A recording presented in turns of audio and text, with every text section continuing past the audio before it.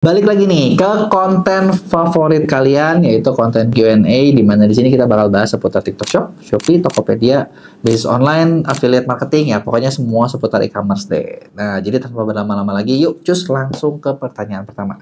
Pertama dari Kak Imelia Lestian. Kok penjualanku sulit banget padahal tiap hari pasang iklan? Nah, kalau dari komentarnya di konten tentang video TikTok Shop, berarti gue menyimpulkan adalah lu jualannya jualan di TikTok ya.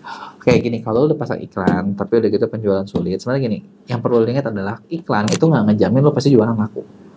Ada banyak hal di luar iklan yang kalian perlu ngerti. Gitu kan, contoh gini lah, sekarang gini lah dengan iklan ya. Barang lu jadi dilihat banyak orang. Tapi apakah ketika dilihat banyak orang pasti laku? Kan belum tentu juga. Ada hal-hal lain nih, misalnya apa? Barangnya cocok apa enggak, orang butuh apa enggak, konten lu menarik apa enggak. Iklan tuh cuman bikin orang lihat. Tapi di belakangnya kan ya konten lu kan itu iklan nggak bisa ngapa-ngapain, benar nggak? Dan lu juga harus bisa analisa apa sih yang salah dari iklan lu. Terus yang kedua, trust parts. Kok kalau upload produk lampu mobil bekas gagal terus ada kursusnya nggak? Lu ngupload produk bekas lampu mobil, gagalnya tuh kenapa? Ditolak sistem kah? Ditolak apakah? Harusnya sih nggak gagal. Kita ada kursusnya apa enggak? Nah, sebenarnya kalau ke kursus kita tuh dimana ada dua. Gue tuh ada dua macam nih. Pertama dulu ada kelas online, ya itu tentang jualan di Shopee, jualan TikTok, lu ada, itu ada linknya. Nanti lu bisa belajar di situ gitu ya. Nah, ada juga sebenarnya kalau mau yang lebih bagus dan pasti lebih ngaruh ke kalian, itu adalah program pendampingan gitu ya. Nah, kalau program pendampingan kalau mau belajar ya, karena di sini gini bedanya, kalau kelas online ya udah kan lu belajar secara online, lihat dari videonya, udah gitu ya lu praktekin lah sendiri. Memang pasti kita ada tim mentor bantu, tapi kan tidak akan merancangkan strategi khusus buat toko kamu, tidak akan merancangkan sesuatu khusus buat bisnis kamu. Nah, kalau di pendampingan itu kita bikinin, ngerancangin khusus tentang produk kamu, jadi harus diapain, stepnya harus ngapain, jadi kamu bener tinggal ngelakuin, udah ada yang mandu gitu loh ya. Nah, atau kalau misalnya lu memang mau nggak mau repot, nah bisa juga nih kita yang bantu ngerjain semuanya. Kalau ini berarti kita kelolain tokonya ya. Nah, terus berikutnya dari Niken Yulia. Kok kenapa persentase komisi hanya bisa diinput sesuai dengan rentang yang disarankan Shopee, padahal ada seller lain ada yang bisa daripada komisi yang disarankan. Sebenarnya gini sih, kalau ngomongin rentang komisi itu mau lebih rendah apa mau lebih tinggi. Kalau misalnya lu pengen lebih rendah gitu ya, kalau pengen lebih rendah ya biasanya itu kalau misalnya seller lain ya tergantung kan level toko lu apa, biasa, start plus, small, itu pasti ada perbedaan. Terus kedua, komisinya komisi apa nih? Komisi toko kah? Apa komisi tertarget? Nah, kalau komisi tertarget itu kan bisa lebih macam-macam juga, bukan komisi open plan atau komisi terbuka. Itu ada bedanya di situ. Sebenarnya kalau buat komisi ya, kalau menurut gue ya, kalau lu mau rame, jangan ngasih komisi kecil-kecil. Karena kalau kecil-kecil tuh biasanya susah buat dapat affiliate. Gitu ya. Tapi kalau kegedean, affiliate juga nggak percaya. Jadi yang nanggung-nanggung deh, yang pas-pas aja deh. Gitu ya. Terus udah gitu Lord Taurus. Mau tanya kok, sekarang jualan di Shopee itu harus pakai iklan ya? Saya pakai yang iklan otomatis semenjak tanggal 6 Januari 2025. Jadi boncos terus. Sebenarnya bukan dari sekarang sih. Sebenarnya kalau menurut gue dari zaman iklan, pertama kali Shopee ngeluarin fitur iklan, kayaknya tahun berapa tuh? 2015 enggak sih, kayaknya 16, 17, 18 gitu deh. Itu aja lu kayaknya kalau kalian nggak pakai iklan, justru kemungkinan kecil banget kalian dibeli. Kenapa? Karena semua orang juga bersaing pakai iklan, kecuali emang produk lu rame banget. Gitu ya. Satu-satunya cara lu nggak mau pakai iklan, pengen gratis, adalah lu punya produk yang unik, produknya cuma lu doang yang punya, cuma lu doang yang jual, dan pencariannya banyak. Kalau lu punya produk kayak gitu, nggak usah ngiklan, nggak usah ngapa-ngapain, pasti kaya. Tapi kalau lu produknya biasa-biasa aja, banyak yang jual, orang lain bisa ada yang lebih murah, dah lu nggak ngiklan mati deh. Terus udah gitu dari Rama Nova Yoka. Aku mau tanya, kalau kenapa ya produkku yang terjual ada kena admin, ada yang tidak? Kalau ada yang kena admin dan tidak, itu mungkin bisa jadi gini, itu kamu tokonya toko baru. 50 toko pertama, produk pertama di Shopee itu gratis. Setelah itu dia kenain admin. Nah, itu tuh alasannya. Karena sebenarnya semuanya pasti kena sih, nggak mungkin nggak kena. Terus dari Nat Vince.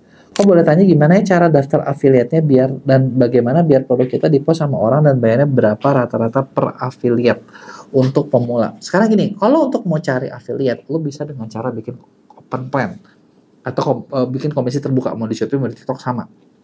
Gimana caranya biar di-post sama orang? Ya gini, orang mau nge-post kalau dikasih sampel. Karena mereka kalau bikin konten tanpa sampel, mereka pelanggaran. Berarti artinya lu harus ngasih sampel. Berapa biaya rata-ratanya? Sebenarnya biaya rata-rata tuh bisa jadi gratis. Lu cuma ngasih sampel doang. Tapi masalahnya adalah affiliate-nya mau nggak mempromosikan. Nah, yang ini nih, ini halnya kayak kecil tapi jadi mahal. Kenapa gue bilang jadi mahal? Karena kalau ngomongin harga sih oke. Pokoknya affiliate di bawah 10.000 harganya segini, flat. Kalau ini enggak. Atau bener-bener kayak affiliate mau apa enggak gitu loh. Dan affiliate itu bukannya cuma lihat dari follower gitu. Ada follower kecil, omsetnya gede, ada. Gue punya salah satu kreator di Mea, itu followernya di bawah 20.000, 20, kayaknya masih 20.000, masih belasan ribu. Tapi omsetnya bisa 3 miliar. Nah, mau ngomong apa coba? Ya. Nah, terus ada lagi Anata Nur Alim. Izin tanya kok pakai Ads Manager bisa boncos nggak ya? Terus kalau dipakai untuk affiliate TikTok bisa nggak? Sebenarnya gini, kalau lu jalanin Ads, mau pakai Ads Manager, mau pakai promote, semua tuh ada resiko boncos. Resiko rugi itu ada karena sistem iklan itu adalah mereka cariin kalian traffic. Mereka bukan memastikan kalian untung. Mereka tugasnya adalah mendatangkan pengunjung buat kalian. Nah, untung atau rugi tergantung dari produknya siapa atau enggak, kontennya menarik apa enggak, dan lain sebagainya. Bisa nggak dipakai buat affiliate? Bisa. Tapi kalau lu afiliator, lu ngiklan sendiri, kemungkinan lu rugi tinggi. Kenapa? Karena gini, lu bayangin aja, lu dapat komisi berapa? 10%. Sedangkan rata-rata iklannya dapat ROAS buat lu balik modal aja lu butuh ROAS 10. Bener kan? Buat balik modal butuh ROAS 10 gitu kan. Itu tuh baru balik modal. Nah, seller itu ngiklan bisa dapat ROAS 5 atau 6 aja udah bagus. Yang artinya pasti rugi dong lu. Kenapa gue bilang pasti rugi? Karena gini, lu keluar 100.000, ROAS 5 itu artinya lu dapat omset 500.000. Bukan untung ya, omset 500.000. Nah, lu dari 500.000 lu cuma dapat komisi 10%. 50.000. Jadi lu bayar cepet hilang 50.000 gitu loh. Nah, itulah resikonya. Sebenarnya kalau lu affiliate, bisa jadi lu diiklanin sama seller atau misalnya bisa jadi diiklanin sama MCN gitu ya. Nah, sama agensi yang bantu lu ngiklanin gitu ya. Nah, gimana caranya? Lu dengan kerjasama. Contoh gini, lu afiliator baru gitu ya. Lu harus bikin konten yang banyak gitu kan. Bikin konten yang banyak. Gabung di MCN, nanti MCN bakal mempromosikan lu ke seller supaya seller itu mau ngiklanin produk kalian, produk kamu gitu. Kamu dapat komisinya juga tetap gitu, kurang lebih kayak gitu. Ya. Nah, terus dari Syah Bana Jaya. Kok kalau toko baru Shopee biar ada rating, apa harus ada fake order dulu? Biar ada rating, ya ini sebenarnya bisa dua-duanya sih. Bisa nggak tanpa fake order? Bisa. Lu bikin produk yang menarik, karena gini basicnya tuh ya menurut gue ya, kalau barang lo bagus, lo menampilkan barang lo bagus, lo dapat traffic, itu pasti ada yang beli. Yang jadi masalah adalah lo bikin SKU, bikin foto, bikin gambar, bikin deskripsi, itu nggak menarik.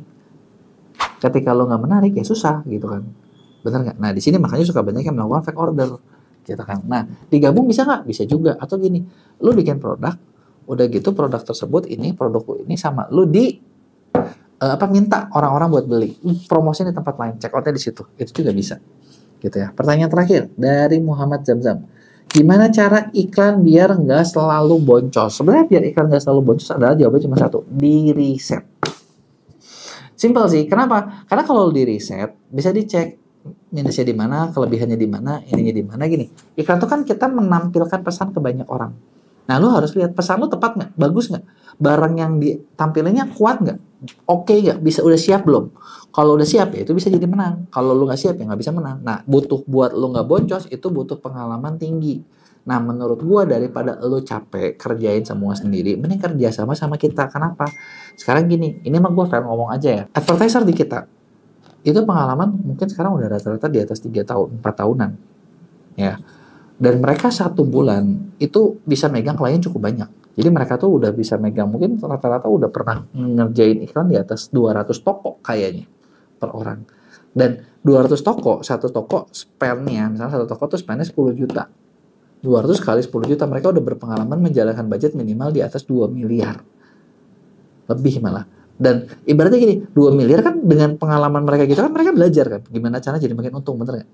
Nah, terus gini, kamu misalnya mau hasilnya mau ngalahin mereka, itu bakal susah. Kenapa? Mereka udah jalan terus, pengalaman makin jago, lu nyobain nih, ngulik nih, dan terus lu seller.